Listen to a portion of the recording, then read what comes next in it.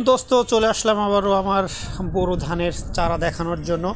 আপনারা দেখতেই পাচ্ছেন আমার চারা বেশ লাগানোর মতোই হয়ে গিয়েছে। তো আশা করছি আর কিছুদিনের ভিতরেই আমি লাগানো শুরু করে দেবো।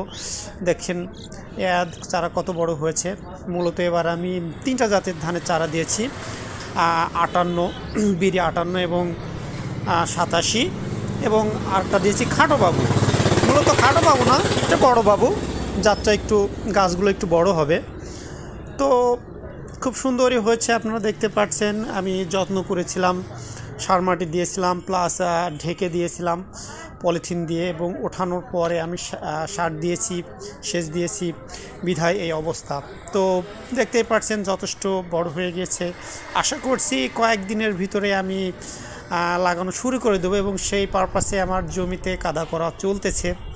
তো সকলেই ভালো থাকবেন এবং সুস্থ সবল চারা উৎপাদন করবেন, যাতে ফলনটা আপনাদের ভালো আসে।